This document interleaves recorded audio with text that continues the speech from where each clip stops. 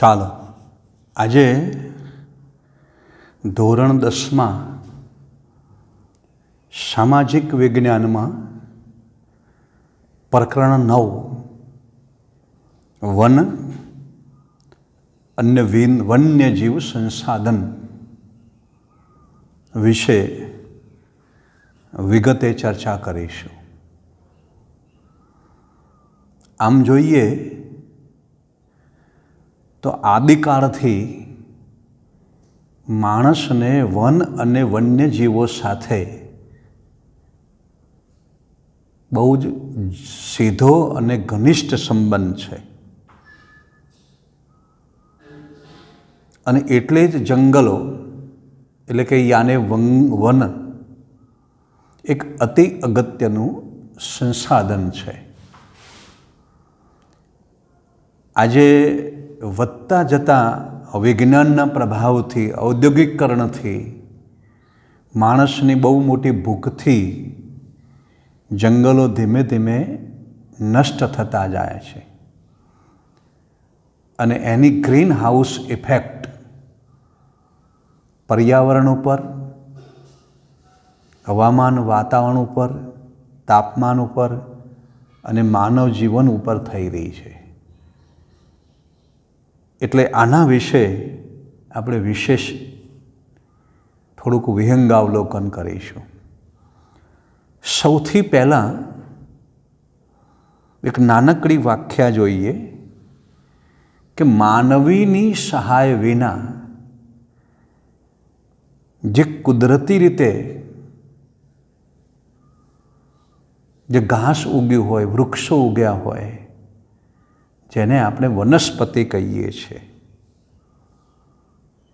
જેને અક્ષત શબ્દ કયો કે ક્ષત એટલે ક્ષતિ થવી, એટલે નહીં, જેનો નાશ બહુ જ ઓછો થાય છે, એવા અક્ષત કુદરતી રીતે ઉગે એને વનસ્પતિ કહેવાય છે. માનવીની સહાય વિના આપોઆપ હવામાનમાં ફેરફાર થાય, વરસાદ થાય, સમયે સમયે ઋતુ પ્રમાણે વનસ્પતિ ઉગી નીકળે છે. અને આવા પ્રકારની જે વનસ્પતિ છે એ હિમાલયમાં અને બંગાળના ઉપસાગરમાં, બાંગ્લાદેશ અને પશ્ચિમ બંગાળનું જે સુંદર વન છે એમાં ઉગે છે. રાજસ્થાનના થરપાકરના રણમાં પણ દુર્ગમ વિસ્તારમાં આવી વનસ્પતિ ઉગે છે. ભારતના નકશામાં જોઈએ તો જંગલોનું વર્ગીકરણ કેટલુંક વહીવટી દૃષ્ટિએ અને વ્યવસ્થાપનની દૃષ્ટિએ. વહીવટી દૃષ્ટિએ અહીં 3 વિભાગ પાડ્યા છે બીજા ક્રમમાં, જેને અનામત જંગલ, જેને રિઝર્વડ કહીએ છીએ, જે સરકારી તંત્રના નિયંત્રણમાં હોય છે. પણ એમાં જે આદિવાસી લોકો છે, જે જનજાતિ છે, વન્ય જાતિ છે, એને લાકડા વીણવા, કાપવા, ઔષધિઓ લેવા કે પશુના ચરાણ માટે, બરાબર, એને મનાઈ કરવામાં આવી હોય છે. બીજું છે સુરક્ષિત જંગલ. આ પણ સરકારી તંત્ર દ્વારા દેખરેખ રખાય છે.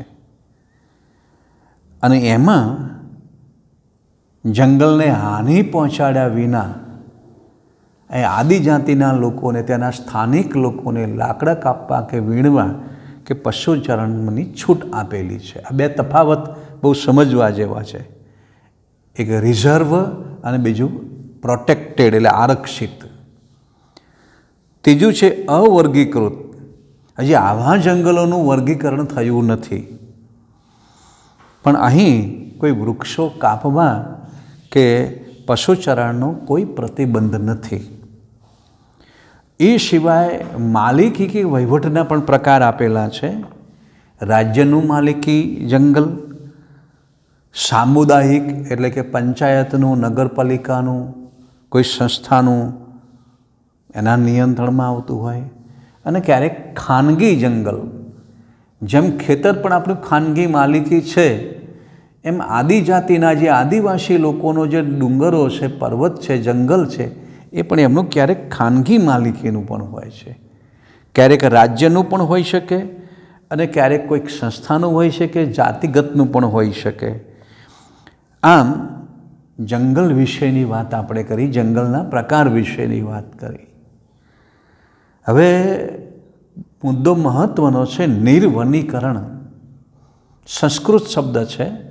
વનીકરણ શબ્દ પહેલાં જોઈએ.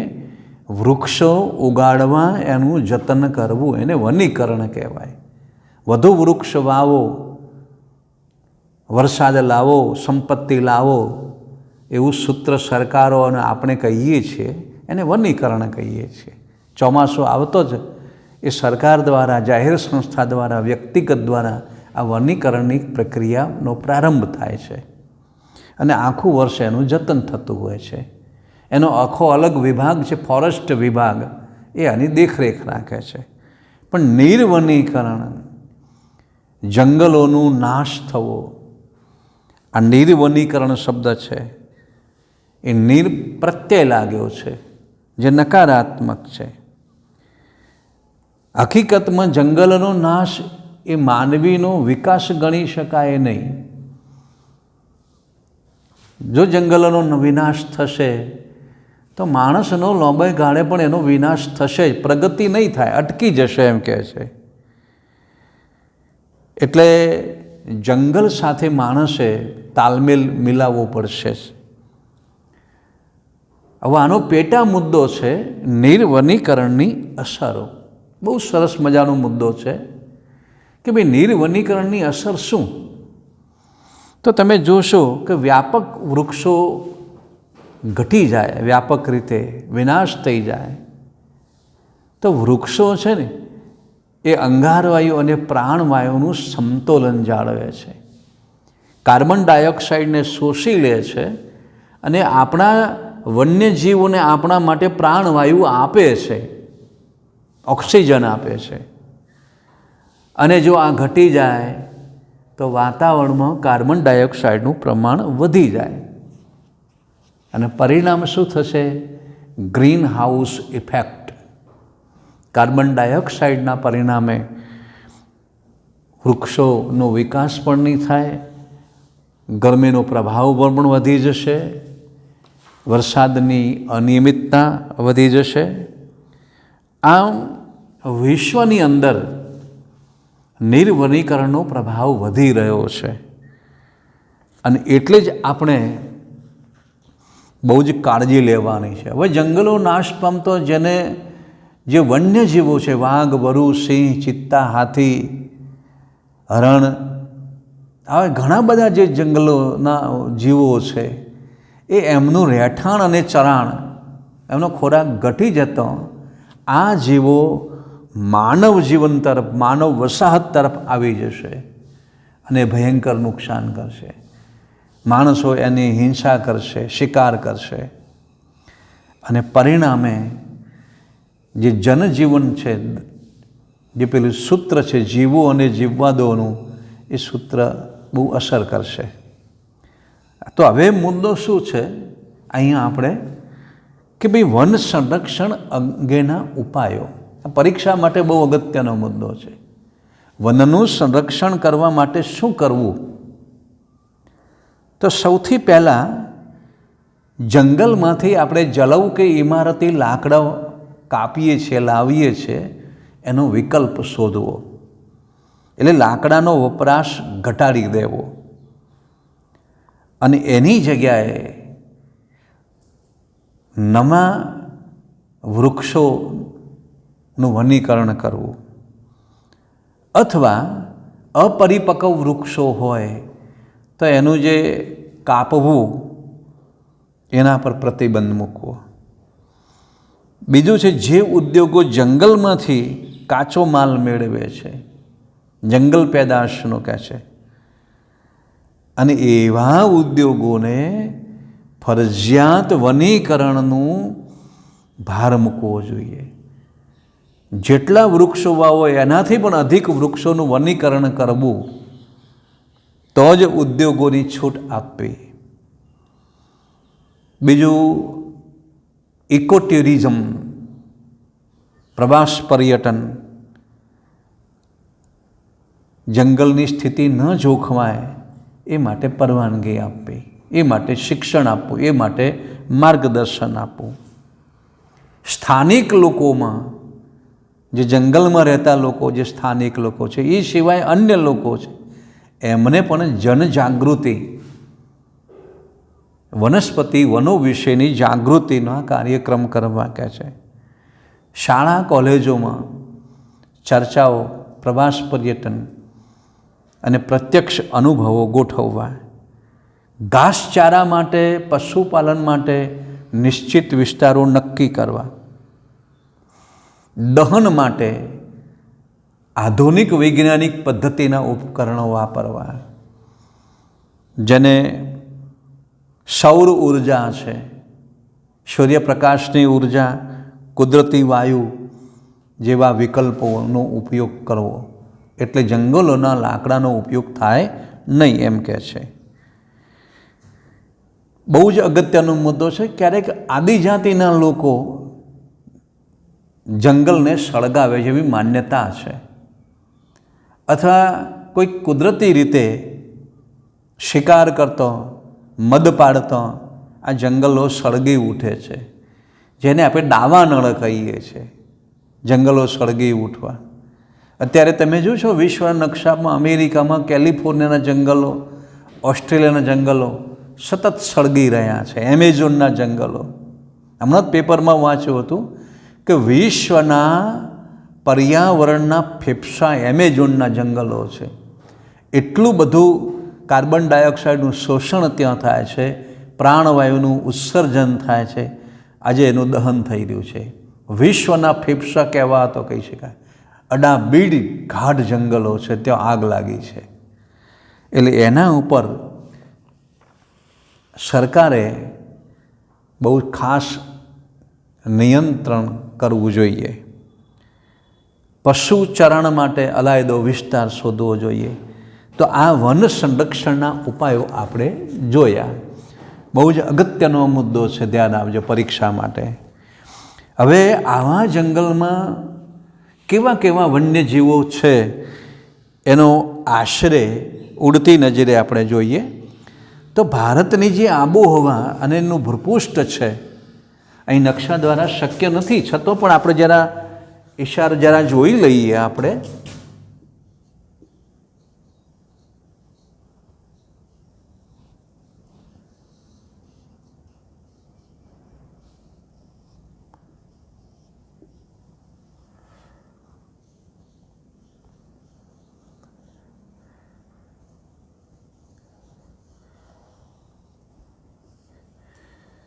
તો આ જે આખો ભાગ છે,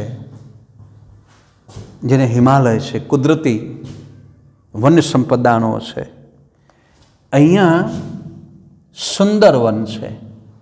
અહીં રાજસ્થાનમાં થરપાકરના કુદરતી વનસ્પતિના વિસ્તારો છે. અને આ દક્ષિણનો જે આખો ઉચ્ચ પ્રદેશ છે, ત્યાં પણ ગાઢ અને ગીચ જંગલો છે. એ સિવાય અહીં આપણે ગંગા જમનાના આપણા મેદાનોનો ખાલી ઉલ્લેખ કરીએ છીએ. આ ભારતની ભૌગોલિક રચના વિશેની આપણે વાત જોઈ. ભારતની ભૂપૃષ્ઠના બે વિભાગ આપણે અગાઉ જોયા, એક ઉત્તર ભારત અને બીજો દક્ષિણી ભારત. એના મધ્યમાં કર્કવૃત પ્રસાર થાય છે.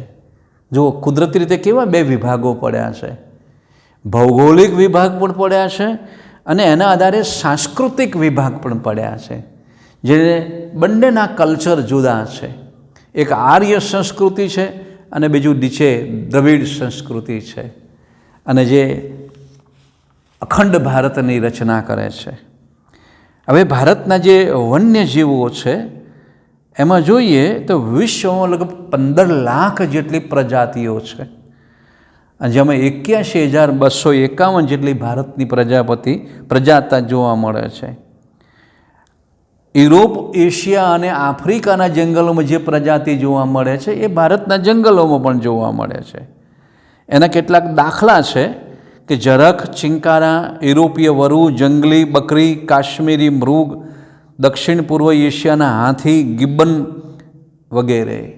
ભારતમાં એક શિંગી ઘેડા, હરણ, હાથી, ઘોરાડ, બાજ, કલકલિયો, સુરખાબ અને સારસ, સિંહ, ચિત્તા, વરુ, વાઘ વગેરે વગેરે. જળપ્લાવિત વિસ્તારોની અંદર પણ જળચર પક્ષીઓ છે. એમાં બે મુદ્દા પરીક્ષા માટે યાદ રાખજો. એક રાજસ્થાનનું ભરતપુર કેવલાદેવ અને બીજું અમદાવાદથી 70 કિલોમીટર દૂર ગુજરાતમાં નળ સરોવર. આ બંને કુદરતી સરોવરો છે છીછરાછરે, અને જે વિશ્વના યાયાવર પક્ષીઓ, જેને મહેમાન ગતિ આવે અને ઉડી જાય એવા યાયાવર શબ્દ કહેવાય છે, સાહિત્યિક શબ્દ. આ બંને એ જળકૃત પક્ષીઓ છે, જળચર પક્ષીઓ છે. આ બે રાષ્ટ્રીય ઉદ્યાનો છે, ભરતપુર અને ગુજરાતનું નળ સરોવર. પરીક્ષા માટે પણ આ યાદ રાખજો. એ સિવાય ઓડિશાના દરિયા કિનારે સમુદ્ર તટે જે દરિયાઈ કાચબા છે એ ઈંડા મૂકવા આવે છે. ભારતના સરીસૃપ અજગર અને કોબરા સાપ એ દક્ષિણ ગીચ જંગલોમાં પણ જોવા મળે છે. હવે આવા તો જંગલોમાં અલગ અલગ વન્યજીવો વિશેની આપણે સામાન્ય માહિતી જોઈ, અને એ પરીક્ષાની અંદર પણ પૂછાય છે જંગલો વિશે. હવે એવું લુપ્ત થતું વન્યજીવન, કેટલાક માણસની જંગલોની વિનાશ પ્રવૃત્તિ થવાને કારણે, ઔદ્યોગિક ભૂખને કારણે, રહેઠાણને કારણે, ખેતીને કારણે, જંગલોની વન્ય પેદાશને કારણે માણસ જંગલમાં ઘૂસતો ગયો છે. નદીના આડબંધોને કારણે, સડકને કારણે, આ ઘણા બધા કારણો જંગલોને અસર કરી છે, અને પરિણામે કેટલુંક વન્યજીવન નાશ થવાની આરે છે. ભારતમાં વાઘ અને ચિત્તો એ નષ્ટ થવાની આરે છે. એક સમયે ગુજરાતમાં ઈડર, અંબાજી અને પંચમહાલ અને ડોંગના જંગલોમાં વાઘ જોવા મળતા હતા, જે આજે ગુજરાતમાંથી વાઘ સંપૂર્ણપણે નષ્ટ થયા છે.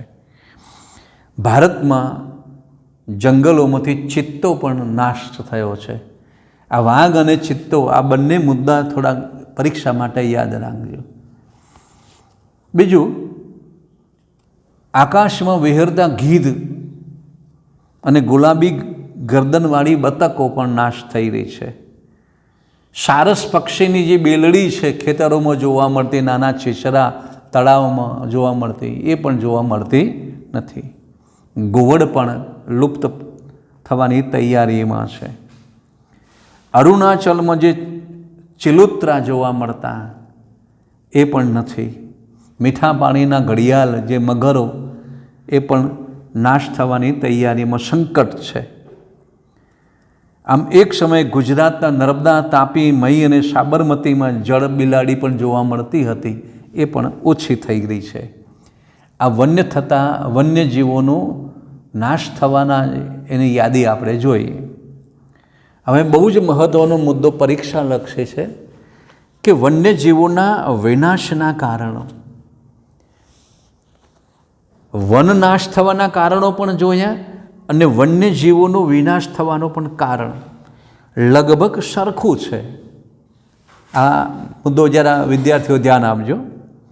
તો ખાસ કરીને જંગલ ક્ષેત્રમાં જે ઘાસ ભૂમિ છે, જળપ્લાવિત ક્ષેત્રો છે, એમાં માણસની દખલ વધી ગઈ છે. જંગલોનું કટિંગ થઈ રહ્યું છે, ઢોળાવને સમતલ બનાવી રહ્યા છે, ખેતરો બનાવી રહ્યા છે, ઘાસચારો, ચરિયાણ વધી ગયું, પશુપાલન વધી ગયું છે.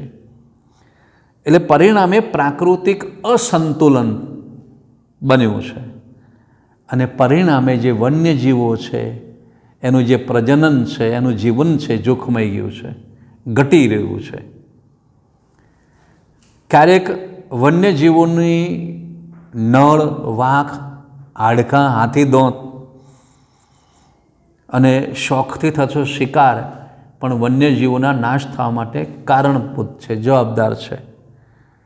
માણસના લોભ લાલચથી જંગલોનું અતિ દોહન થઈ રહ્યું છે. સડકો બની રહી, બહુહેતુક યોજનાઓ બની રહી છે, નવું નવું ખનન થઈ રહ્યું છે, કોલસા અને પથ્થરોનું ખનન, શહેરી વિસ્તાર વધી રહ્યો છે. એની કારણ પણ વન્યજીવોની વસાહત ઓછી થઈ છે. ઘાસચારો, બળતણ, પશુચારનું દબાણ વધી રહ્યું છે. પરિણામે વન્યજીવો જોખમાઈ રહ્યા છે. એટલે કે વન્યજીવો બેઘર બનતા માનવ વસાહતમાં આક્રમણ કરે છે, ઘૂસી આવે છે. ગઈકાલે ટીવીમાં આપણે સૌરાષ્ટ્રમાં જોયું તો કેટલાક જંગલનો રાજા સિંહ એ શહેરના નગરમાં રાત્રે લટાર મારવા નીકળેલો જોવા મળ્યો હતો. માણસની ઔષધિની ભૂખ, વનસ્પતિની દવાઓની ભૂખ પણ આ જંગલોના નાશ થવા માટે જવાબદાર છે.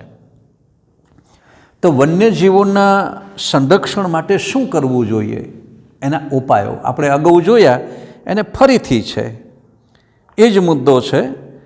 એટલે કે વન્યજીવો માટેના જે કુદરતી આશ્રય સ્થાનો છે એ બનાવવા જોઈએ.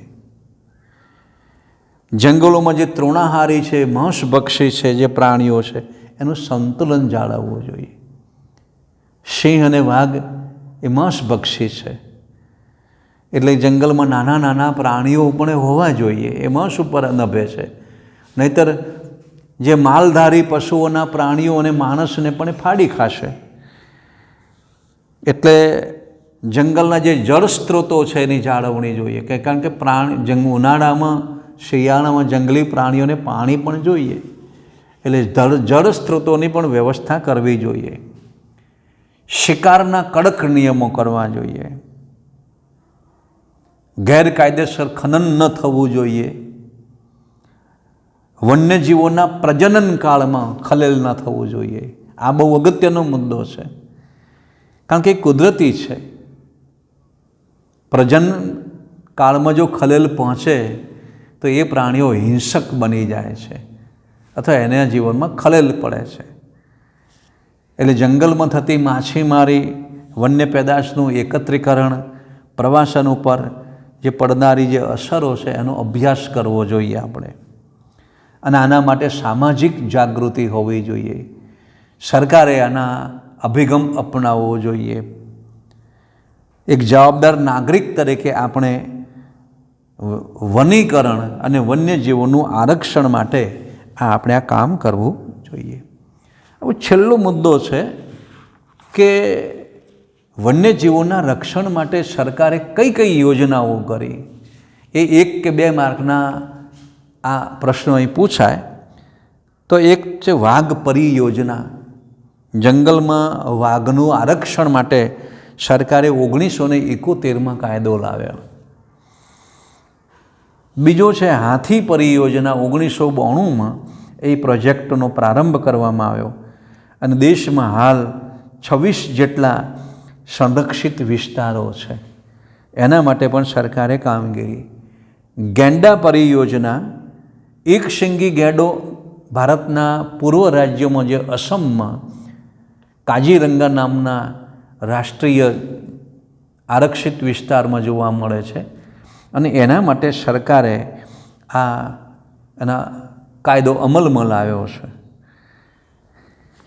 આમાં ઘણા બધા મુદ્દાઓ છે. હવે એક નાનકડો મુદ્દો છે કે આપણા રાષ્ટ્રીય ઉદ્યાનો, અભયારણ્યો અને જૈવ આરક્ષિત ક્ષેત્રો જે પરીક્ષામાં પૂછાય છે નકશામાં, તો સૌથી પહેલાં અભયારણ્ય વિશે જોઈએ.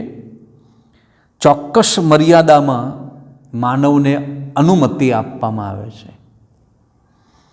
સત્તાધિકારી પાસે એ અનુમતિ મેળવવી પડે અને ચરાણ માટે છૂટ મળે છે. અને એમાં ખાસ કરીને તમે જોશો તો પોરિયાર, ચંદ્રપ્રભા અને એતુર નાગરમ અભયારણ્ય જાણીતા અભયારણ્યો છે. એ દક્ષિણ ભારતમાં એક અહીંયા છેક કેરળમાં પોરિયાર છે, અને બીજું અહીંયા આંધ્રપ્રદેશનું જે નવું રાજ્ય બન્યું છે એમાં એતુર નાગરમ એમનું રાજ્ય છે, અને વચ્ચે છે ચંદ્રપ્રભા. છેક ઉત્તર પ્રદેશ બિહારના સરહદ ઉપર અહીંયા આ બધા જાણીતા અભયારણ્યો છે. બીજું રાષ્ટ્રીય ઉદ્યાન. આ બંને તફાવતો જરા સંકલ્પના વિશે યાદ રાખજો. એસએસની જાહેર પરીક્ષામાં આપણી વ્યાખ્યાઓ પૂછાય છે. અભયારણ્યની તુલનામાં આ વધુ સંરક્ષિત ક્ષેત્ર છે, આરક્ષિત ક્ષેત્ર છે, અને જે સરકારની ખાસ એની પરવાનગી લેવી પડતે છે, જેમાં પશુઓનું ચરાણ માટેનો સંપૂર્ણ પ્રતિબંધ છે, અને એની સ્થાપના રાજ્ય અને કેન્દ્ર સરકાર કરે છે. આવા રાષ્ટ્રીય ઉદ્યાનો પરીક્ષાના નકશા મોટાભાગે પૂછાય છે. તો સૌથી પહેલાં આપણે કાજીરંગા જોઈએ. અહીંયા જે અસમમાં કાજીરંગા છે, બીજું કાર્બેટ છે આ વિસ્તારમાં, ત્રીજું છે વેળાવદર ગુજરાતમાં, અહીંયા છેક ભાવનગર પાસે વેળાવદર છે. ગીર અને દચી ગામ, ગીરના જંગલો અહીં છે, અને દચી ગામ કાશ્મીરમાં. આ અગત્યના રાષ્ટ્રીય ઉદ્યાનો છે. આ પરીક્ષા માટે યાદ રાખજો. જોડકામાં પૂછી શકાય, ખાલી જગ્યામાં પૂછી શકાય, એક માર્કના પ્રશ્નમાં પૂછી શકાય, અને નકશામાં પૂછી શકાય. જૈવ આરક્ષિત ક્ષેત્રો એ વિશ્વના આંતરરાષ્ટ્રીય માપદંડ આધારે એ નક્કી કરવામાં આવે છે. એમાં ખાસ કરીને તમે જોશો નીલગિરી દક્ષિણ ભારતમાં, અહીં કર્ણાટકમાં જો કોફી થાય છે, પછી છેક નીચે મનારની અખાતી, છેક નીચે ગ્રેટ આંદામાન નિકોબાર ટાપુઓ, સુંદરવન અને પંચમઢી જેવા જે જૈવ આરક્ષિત ક્ષેત્રો છે. ગુજરાતનું જે કચ્છનું રણ છે એ 2008ની સાલમાં પણ આ જૈવ આરક્ષિત તરીકે જાહેર કરાયું છે, જેમાં ગુડખર અને ગોરાડ નામના પક્ષીઓ, ઘોડખડ એ પ્રાણી છે અને ગોરાડ નામનું પક્ષી એ લુપ્ત થવાની યારીમાં છે, અથવા એના આરક્ષણ માટે આ ઉપયોગમાં લેવામાં આવ્યું છે. અસ્તુ, આ પ્રકરણ આપણે પૂરું કરીએ છીએ. ધન્યવાદ.